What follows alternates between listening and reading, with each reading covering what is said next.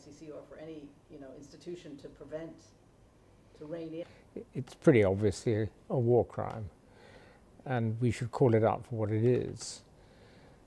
I think, as a general point, we've got to recognize that political leaders and international bodies are very reluctant to use clear terminology where clear terminology would help the citizen. The conflict between Israel and Gaza is being conducted in a criminal way on both sides.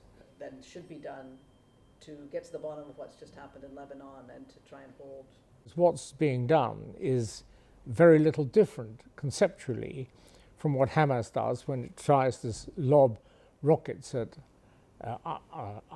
unaimed rockets, unguided rockets at civilian areas. And supposing they've handed one of them as a toy to a group of nursery children sitting in a room.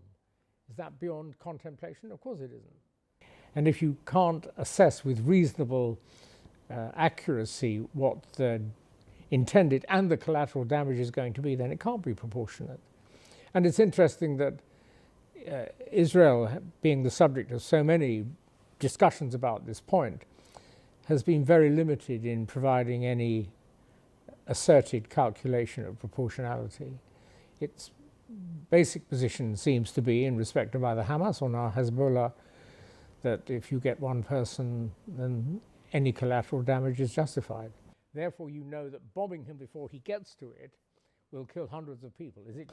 Well, Lebanon itself has blown hot and cold about inviting the ICC to have jurisdiction, but the UN can always refer the matter, and it should. And we're living in a very unsettled position so far as international order and international law is concerned. Politicians, when it suits them, say they believe in an international order and they believe in the development of international criminal accountability mechanisms, and possibly, for some countries, they believe in and wish to support the International Criminal Court. But their actions sometimes suggest that they don't really mean what they sometimes say. It's difficult for an intelligent person to make, and harder, I imagine, for any intelligent person to accept.